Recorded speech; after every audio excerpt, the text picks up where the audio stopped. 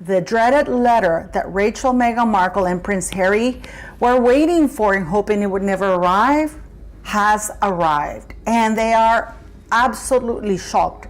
The interesting part for me is going to be whether they obey it or not, because so far. So reports have emerged that Prince William is planning to strip Harry and Meghan of their royal titles when he ascends to the throne. But I think unless Meghan is told outright, you're no longer allowed to do this, and by outright, I do mean publicly, I think she's going to continue doing what she wants. Typically, Meghan and Harry don't use HRH in public. The monarchy is tightening its grip, and Meghan Markle is furious.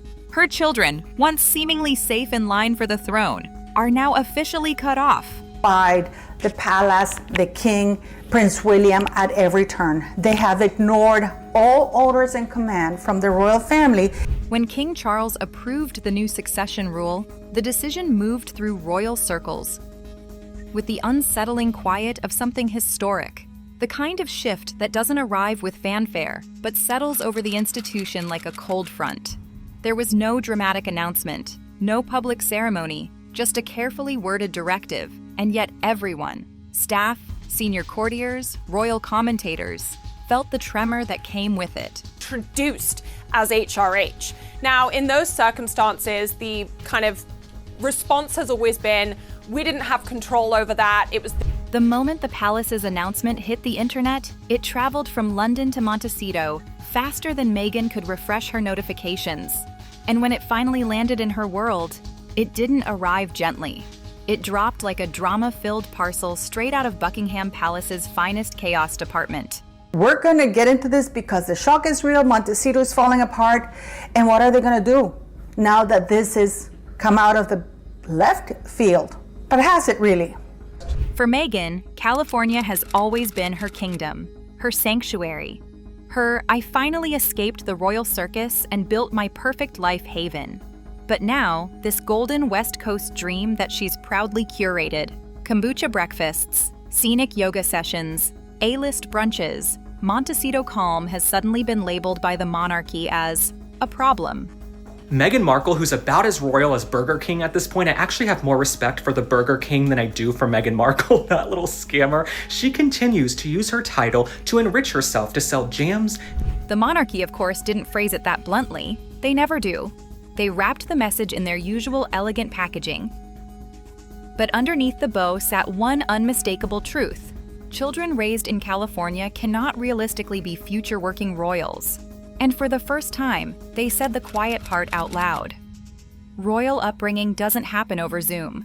It doesn't come with influencer partnerships. It doesn't mix well with Hollywood agencies or production deals. To the monarchy, Meghan's zip code is practically another planet. Who knows a reason why these persons may not lawfully marry, to declare it now. Thank you for joining me, beautiful people. My name is Paula M. For years, Meghan argued that the institution iced her children out. No titles, no HRH, no official roles. But with this new rule, the palace essentially replied, if they want royal perks, they need to live a royal life. No more blurred lines.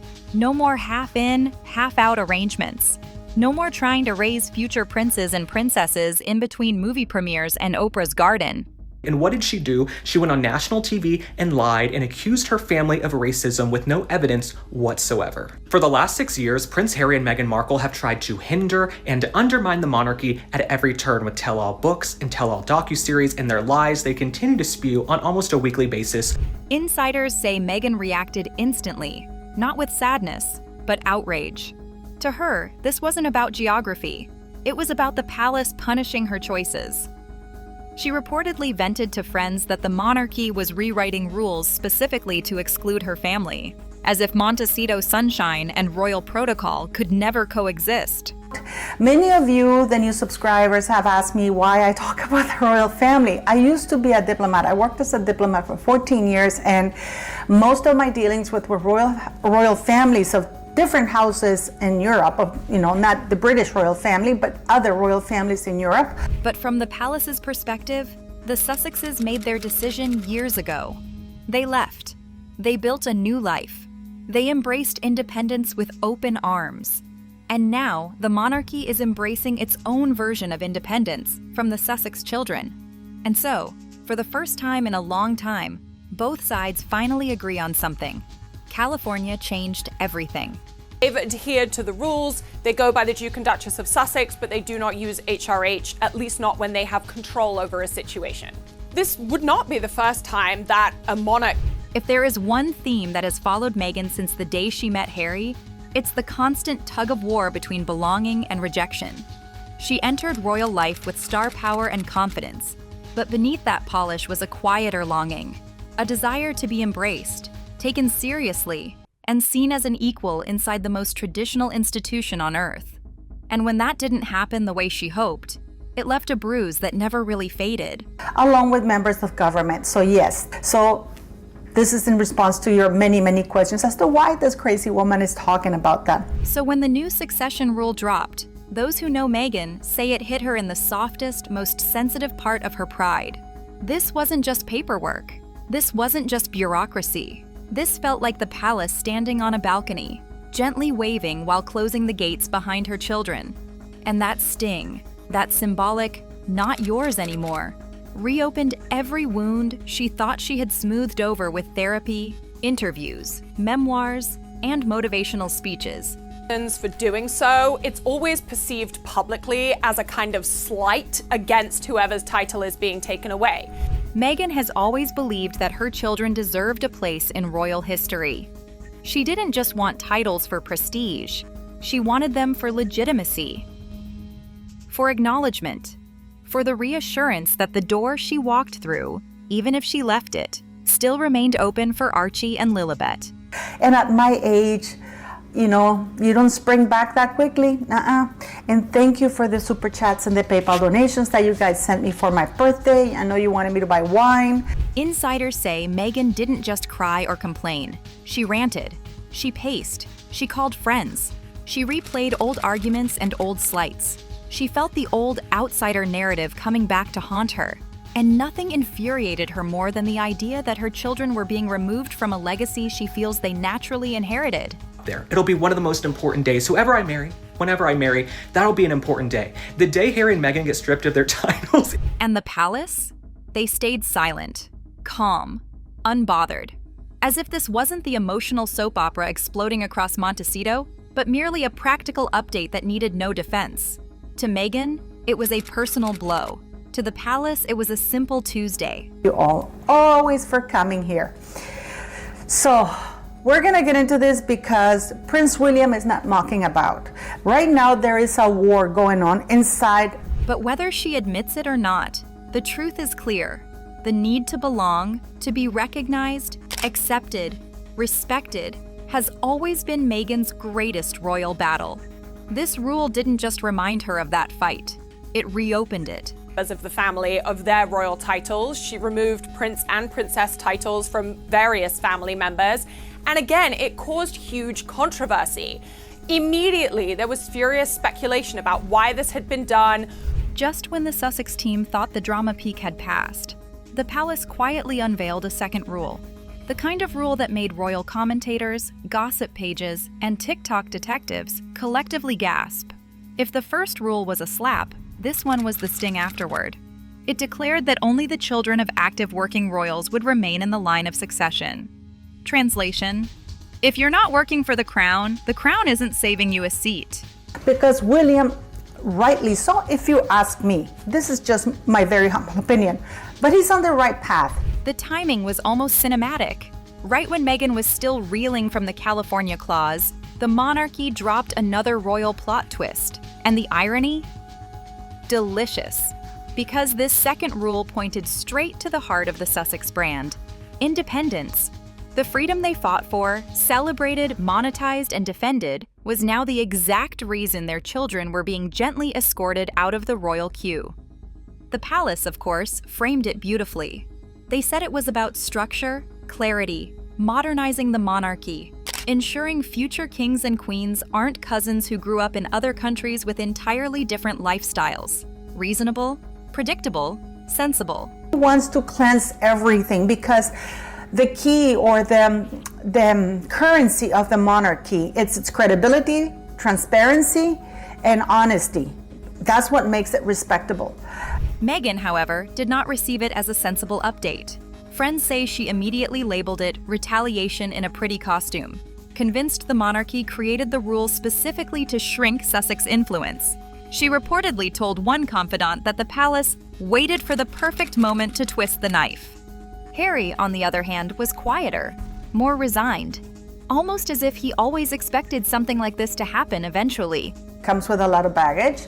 Andrew has a lot of baggage, and the people who have no baggage are being tarnished by the actions of the people who are right now in a position of power, named King Charles. But palace insiders insist the rule wasn't created for Harry or Meghan at all. It was crafted for the monarchy itself. The Windsors are streamlining, simplifying, preparing for an era where the crown needs fewer active royals, not more. And unfortunately for the Sussexes, their children fell into the inactive column long ago. Still, one thing is clear. This rule didn't just cut deeper. It reminded everyone that stepping away from the royal machine comes with consequences. Even years later, even miles away, even under the California sun. Into positions because his lack of action. He doesn't act decisively. So what happens is that Harry just escalates his behavior with somebody like Meghan Markle. Meghan Markle came. Inside palace walls, the new rules were described in calm, composed language, structural updates, administrative clarifications, succession housekeeping. But inside Meghan's Montecito home, the vibe could not have been more different. According to insiders, Meghan went into full crisis mode chic, pacing around the house, sending rapid-fire messages, calling advisors, venting to trusted friends, and trying to understand how the crown had managed to snip away the last remaining thread that tied her children to royal prestige. Because make no mistake, to Meghan, that thread mattered. It mattered a lot. Titles, positions, recognition, lineage, these weren't just symbolic to her. They were proof that her story counted, proof that her marriage mattered to the monarchy, proof that her children belonged to something bigger than Hollywood headlines and podcast episodes. But everything afterwards fell apart because she is only good at one thing, but not following through, not sticking around. She fought for those titles long before the rule change. She talked about them in interviews, mentioned them in legal filings, hinted at them in documentaries. She believed her children deserved royal protection and royal acknowledgement. Being part of the monarchy's lineage, even distantly, meant legitimacy. And now, as she scrolled through the world's reaction, she watched that legitimacy slip away. Meanwhile, palace insiders stood firm. This isn't personal. Real things in life. But going back to what's happening right now, because Meghan Markle and Prince Harry have taken it too far. But Meghan has never believed the palace does anything without motive. And this decision, coming after years of tension, accusations, and public drama, felt to her like the monarchy's final attempt to erase the Sussexes from their narrative. To Meghan, this wasn't administrative. It wasn't constitutional. It was personal. Very personal. For the first time, she felt the monarchy wasn't just closing a door, they were locking it. And perhaps the deepest sting of all, the fear she's carried secretly since 2020 finally came true. The possibility that she might fade from the royal storyline entirely. This decision didn't just cut the thread, it severed it. Which is why I think they tried to merge everything with the name Sussex, Duke and Duchess of Sussex. And why Meghan didn't use the Duchess of Sussex.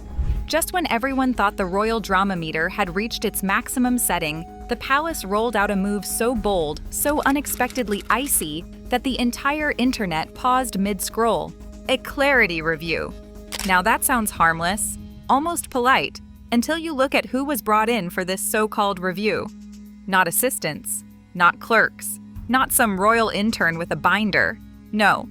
This team looked like the Avengers of constitutional law. Senior royal legal advisors, historians who treat dusty archives like treasure maps, and experts whose entire careers revolve around knowing which baby was born where in 1832 and why it still matters today. And every single one of them was assigned to one task, sorting through everything connected to Harry, Meghan, and their children. She's married to the Duke of Sussex, so she should be the Duchess of Sussex. But she's only kept the Duchess of Sussex as though she's divorced. Prince William has been warning them and warning them and warning them. And the last warning he did, it was in that show with Eugene Levy, I think his name is, when he said, Birth documentation, hospital confirmations, old paperwork from Frogmore, security classifications, the little administrative details that most royal babies never have questioned because, well, they've always lived within palace walls. But the Sussex children? They live 5,000 miles away, in a gated mansion where hummingbirds and paparazzi roam freely. Suddenly, the palace wanted everything triple confirmed. Nothing about this review was aggressive or nasty. It was worse, it was cold, efficient, unemotional, the kind of corporate-level tidying that makes you realize someone, somewhere, is preparing for a long-term shift. Show with Eugene Levy, I think his name is, when he said, change is coming. I mean, this man could not have said it clearer than that. Change is coming. Change is underway. When Meghan heard, Montecito reportedly went into full alarm mode. She didn't see this as an administrative update. She saw it as an audit, a royal audit, the kind that cuts deep because it questions legitimacy, intention, and history all at once. To her, the message wasn't subtle. It felt like the monarchy was saying, we're not just changing the rules, we're double-checking everything you did. And if there's anything Meghan hates more than being excluded, it's being doubted. So while the palace calmly sorted through documents, Meghan saw the whole thing for what she believed it truly was.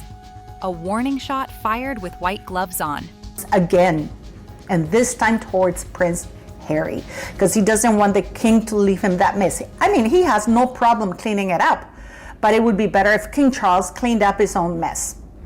While Meghan was spiraling in California and Harry was pacing like a man stuck between two fires, something far quieter and far more calculated was happening inside palace walls. Prince William was stepping fully into his power. Not the polite, smiling power he shows on walkabouts. Not the soft, diplomatic power he displays in speeches. This was the future king sharpening his crown type of power. For years, William has watched the Sussex saga unfold like a never-ending soap opera. He stayed silent. He stayed patient. He stayed loyal to the institution, the family, and the image the monarchy fights so hard to preserve. But insiders say the William we're seeing now is different. Older, steadier, less forgiving, and absolutely done with the chaos. Yes. And why do I say his own mess? Because the Queen has been dead for 3 years, folks. That's how long, almost 3 years now, the Queen has been dead. So we can't keep saying that the Queen is alive or the Queen just died. As one royal aide put it, with the kind of honesty that makes your eyebrows fly up, William is no longer protecting his brother. He's protecting the crown. And when you understand that, everything starts making sense. William wants a monarchy built on stability, not scandals, not podcasts, not documentaries, not emotional memoirs that reveal palace drama like a Netflix reunion episode.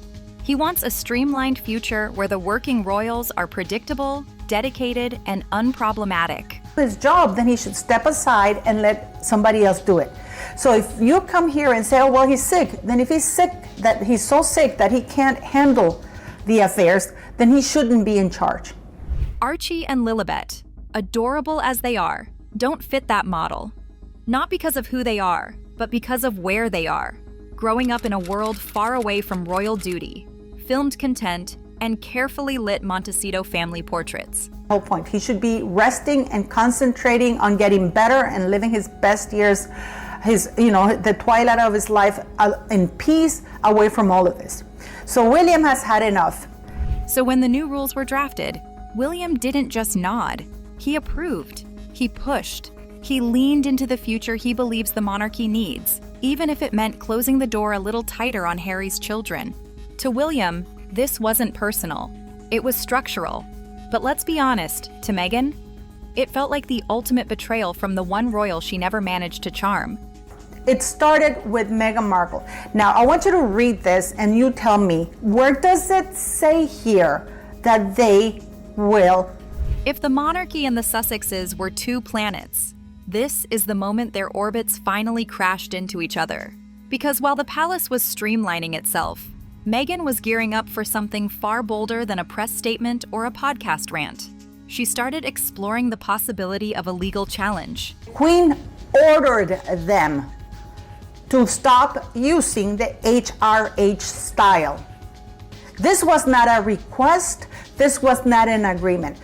Yes, a full-blown courtroom showdown with an institution that has survived revolutions, divorces, abdications, scandals, coups, and prime ministers who aged 10 years in office. Belong to the monarchy. None of them belong to Harry, not even the king or anything. All of those titles are honorary and belong to the monarchy, which means that at any point in time they can be recalled.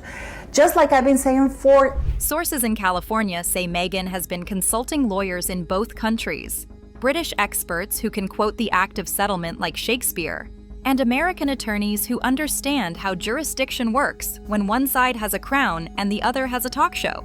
That all that it was needed was a letters patent from the king or the monarch to strip all titles, which is exactly what happened with Andrew. Her argument? That the monarchy had no right to retroactively change the rules in a way that uniquely impacts her children. Her fear? That this was all engineered to push her family out permanently.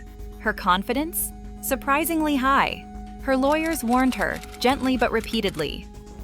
When those titles are taken away, like they were taken away from Prince Andrew, they go back to the crown. So Harry was gifted or assigned. I think assigned is a better. If you challenge the monarchy, you're opening every vault they've ever sealed.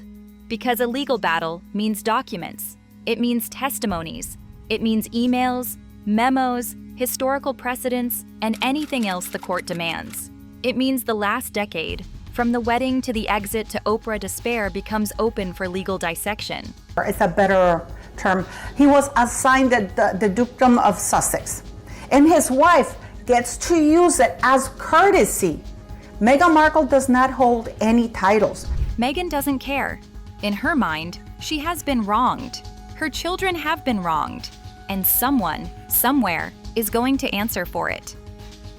The palace, meanwhile, is not panicking, but they are preparing. Because if Meghan steps into a courtroom, the monarchy won't be fighting a duchess.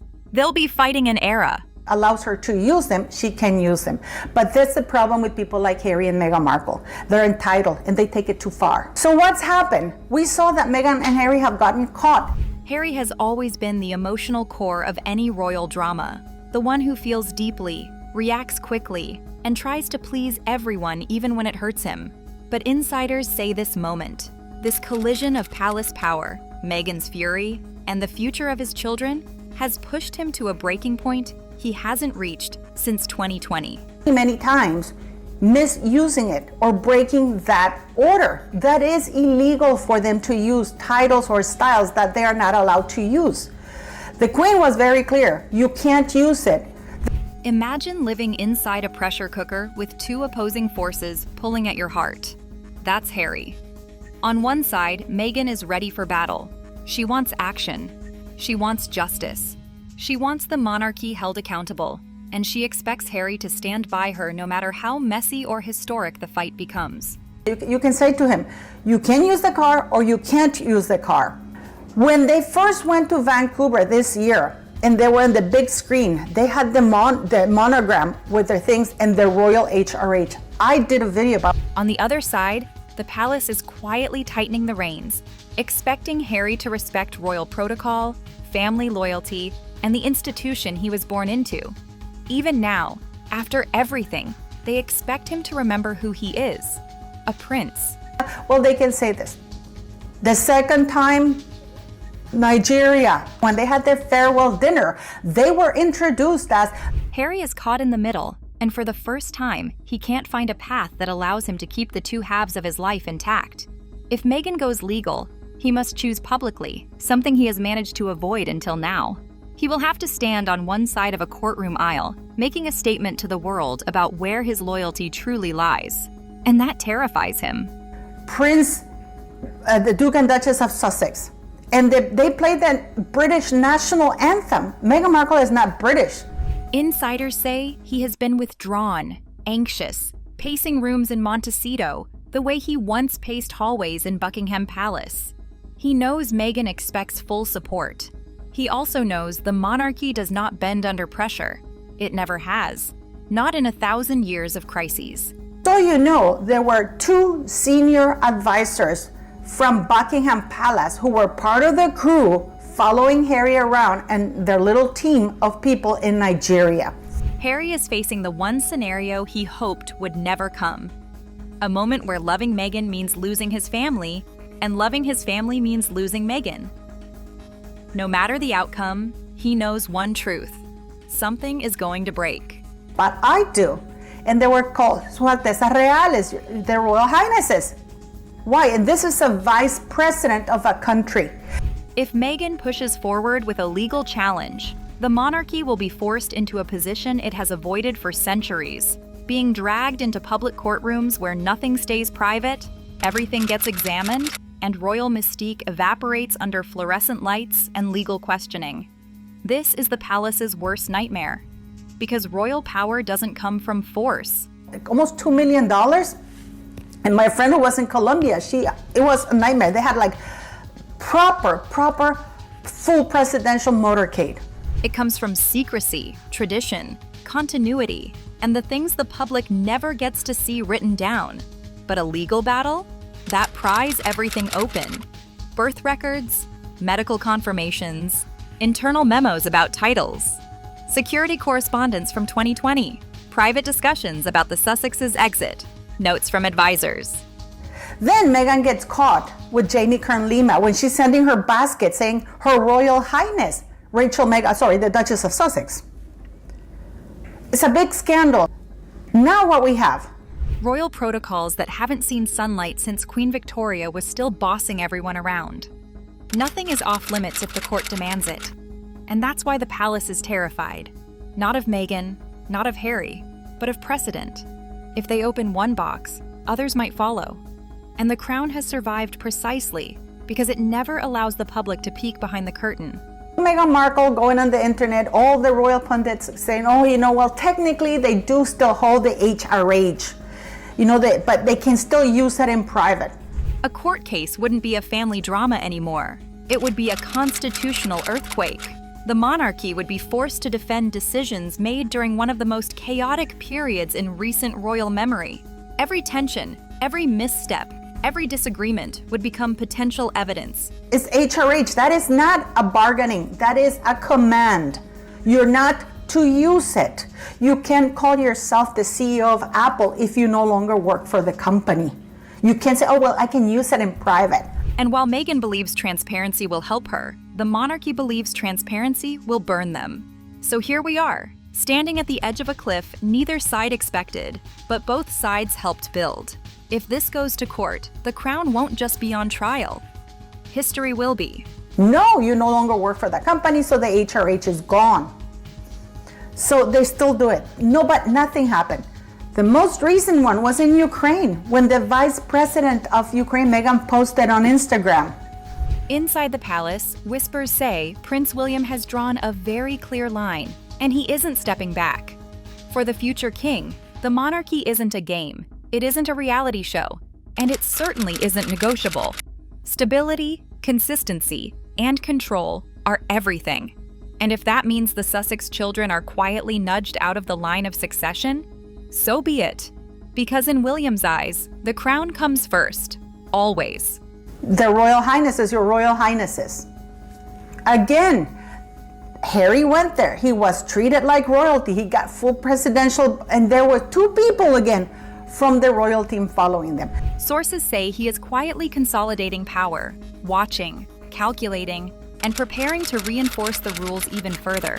If necessary, he's ready to back the removal of titles from Harry and Meghan themselves. Not as revenge, but as a statement. The monarchy comes before family. Bloodlines matter, but rules matter more. William has been patient, polite, and measured for decades. But the Sussex saga tested that patience. And now, insiders say, he is done entertaining drama. Then we had the July, when the head of communication of the king met with Harry and Meghan, heads of communication, one based in London and the other one based in the United States. And she flew all the way from California for that meeting. William's stance is strategic, almost militaristic. Where Harry stepped away from duty, William doubles down. Where Meghan openly challenged centuries of tradition, William reinforces it with precision. Where Charles initiated restructuring, William intends to finish it. The kind of decisive, firm moves that make palace insiders sit up and take notice. He wants a monarchy that runs like a machine, efficient and unflinching, not a family sitcom where plot twists leak to social media before breakfast. Where did they go? They went to the most exclusive members club, where the king is patron. The king is patron of that club. And yet the edge of this decision is personal. To Meghan, every move William makes feels pointed. Every rule he supports, every thread he cuts, every principle he defends, it lands as if it's aimed at her family. She believes that behind his calm public face, William is sending a message. Step out of line, and the crown will not bend. And unlike the public narrative of calm unity, this is raw power in action. A reminder that even a brother's love has limits when monarchy comes first. For Harry and Meghan, this isn't just politics. It's a warning, a challenge, and a statement all at once. And William? He doesn't care how it looks. He cares only about what it accomplishes. The future king isn't negotiating. He's drawing the final line in the sand. This was done deliberately. So what do we have now? Now Harry meeting with the king again. Now Harry coming to Canada. Guys, I am telling you because I saw it. This is not something that anybody told me. If there's one thing Meghan Markle doesn't do, it's sit still when she feels wronged. And after the succession rules, the clarity review, and William's quiet but unmistakable maneuvering, her anger shifted into something far more dangerous: strategy. The kind of strategy that makes palace insiders double-check their emails, shake their heads, and occasionally whisper, "She's really serious." Sources say Meghan began plotting with surgical precision. Legal advisors in both the United States and the United Kingdom were tapped. Notes were compiled, documents organized. Allies were quietly nudged into position. Every conversation, every memo, every whisper from the past became a potential weapon. And while some might call it ruthless, Meghan sees it as motherly defense, protecting Archie and Lilibet's place in history, in line, and in the spotlight she believes is rightfully theirs. I saw it with my own two eyes. Harry was going around Canada, Toronto, Canada, with a full presidential motorcade. Meghan framed her challenge not just as a bureaucratic dispute, but as a battle for justice, visibility, and respect. To her, this isn't about petty arguments with distant relatives in palaces. It's about legacy. Hers, Harry's, and most importantly, their children's. Every PR move, every potential lawsuit, every carefully leaked story is aimed at telling the world, "We will not be erased." She reportedly sees the palace's timing as deliberate, a calculated attempt to diminish her influence, silence her narrative, and undermine her motherhood. The anger? It's personal. The strategy? Brilliantly public and quietly legal. She doesn't just want to fight back. She wants to control the story, rally the media, and leverage allies who can put pressure on the monarchy from every angle. But they had people, giving them, police people giving them way. Why? Yet you don't see that. They don't want to show you that. They only show you Harry at those events. This is not a moment for tears. This is Meghan transforming fury into action, frustration into a full-blown campaign. Every legal memo, every media pitch, every carefully staged message becomes part of a larger chessboard, and Meghan is thinking at least 5 moves ahead. For the palace, it's a warning. For Harry, it's a complication. For the world, it's a show unfolding in real time. And Meghan isn't holding back. For the first time in years, the royal world seems eerily still. But insiders know better. This is not peace. This is the calm before the storm, the quiet stretch where tension tightens like a coiled spring, and every player prepares for the inevitable explosion. The palace is reorganizing, Meghan is planning, Harry is unraveling, William is fortifying, and Charles stands unmoved, a silent sentinel of tradition. Every role is locked, every allegiance is set, every past slight is poised to resurface. Because everybody's being complicit with this. Well, William has had enough. William has had enough. And he has lobbied behind, accordingly, the king's back. Royal watchers and palace insiders alike describe it as a fragile pause, the kind where nothing overt happens, but everything is happening beneath the surface. The succession rules have been rewritten. The clarity review is underway. Legal threats are being quietly prepared. Every detail from the Sussexes' exit to their Netflix deals, public interviews, and memoirs is being scrutinized for its potential impact. Old wounds are reopening, pressure points are stretching to their limits. And Harry? Still caught in the middle, balancing love, duty, and fear, teetering on the edge. Where they're passing a law where members of the royal family, no members of the royal family can use royal titles for commercial purposes. No one yet knows where he will land. One wrong word in court, one poorly timed interview, one strategic leak could ignite an irreversible chain reaction. For Meghan, it's about fighting for justice, legacy, and recognition. For William, it's about control, structure, and protecting the institution from chaos. And Charles? He is quietly watching, confident that the machinery he started will roll forward regardless of personal feelings or emotional outbursts. The quiet is deceptive. It's the kind of calm that feels heavier than any shouting match. Every palace aide, legal advisor, and royal insider can sense it. The moment of impact is approaching. The tension is measurable, the stakes are historic, and the world is watching, blissfully unaware that what appears to be calm is really the prelude to history in the making. Speaking gigs that he has, or Meghan cannot use it, like for the Duchess of Sussex, it has a speaking gig. The Duchess of Sussex is in a movie. This is not merely a family dispute anymore. It is a collision course between legacy, loyalty, law, and personal ambition. And in that silence, every player knows the rules have changed. Permanently. She's not allowed to, and they've received that letter, official formal letter, and they are seething. What I'm dying to know is what they're going to do about it now, because this is not just going to apply to Harry and Meghan, but to any member of the royal family who holds a royal title. Behind the walls, advisors are sweating. Not over Meghan's fury, not over Harry's indecision, but over the domino effect that could be unleashed if Meghan files a lawsuit. Legal action against the monarchy isn't like a corporate suit or a celebrity squabble. It's a full-blown, historical earthquake. Once she takes that first step, every document, every secret memo, every closed-door conversation, every policy debate becomes fair game. Privacy evaporates, tradition shatters, and the monarchy, which thrives on quiet, could be forced into total exposure. Palace insiders whisper of heart-stopping scenarios, medical records, security briefings, succession communications, all dragged into public view. The last decade of royal maneuvering, from the Sussex exit to the Netflix deals, becomes part of a legal record. Every flaw, every tension, every messy compromise could be examined under the harsh light of a courtroom. There's no undo button. There's no recall.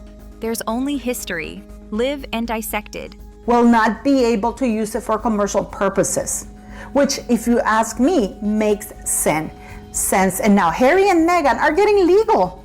They're getting legal with Prince William, because Prince William made sure that they got that note. That letter was sent to them. One advisor reportedly muttered, "If she files, the monarchy will never look the same again." And they're not wrong. Meghan knows this. She sees the stakes clearly. This isn't just about her children's succession. It's about rewriting the story of how the monarchy interacts with the outside world, about challenging centuries of tradition, about showing that no branch, no rule, and no crown is untouchable. Charles knows it. William knows it. Harry fears it. The heir to the throne, because make no mistake, Prince William will be king. Prince William will be king, and I believe that Charles is doing him a disservice by behaving so sneakily and doing these things behind his back. Like, why do you think that the palace, and I'm so shocked. The palace is preparing for the fallout. Lawyers are reviewing documents. A quiet internal war is unfolding. Every past decision is being assessed. Every potential weak point examined.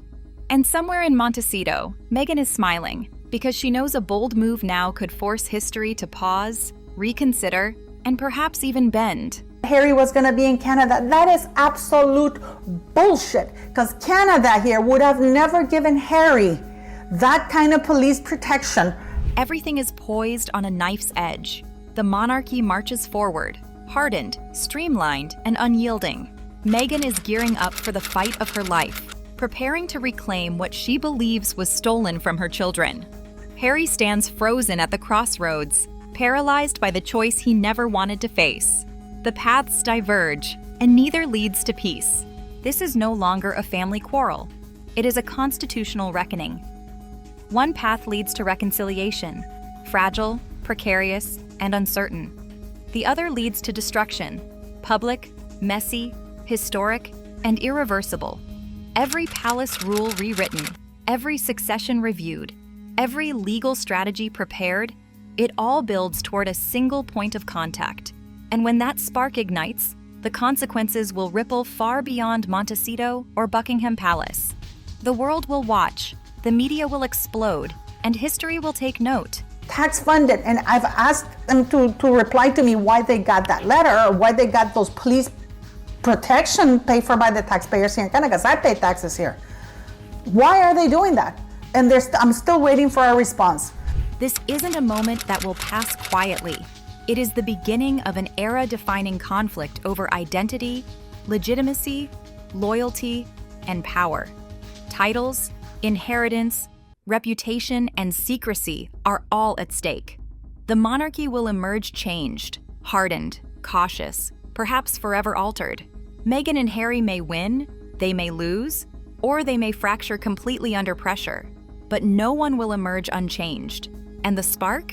It's already lit. There is absolutely zero way in hell that Charles or the Buckingham Palace did not know, because they have been colluding in helping Harry get back. The rules, the reviews, the threats, and the silent calculations have set it ablaze. Every player knows the outcome is uncertain. Every insider knows the stakes are historic. And everyone outside is waiting for the inevitable explosion, wondering which side will bend, break, or burn first. One thing is certain, whatever happens next will reshape the royal family forever. Because this isn't the end, it's only the beginning.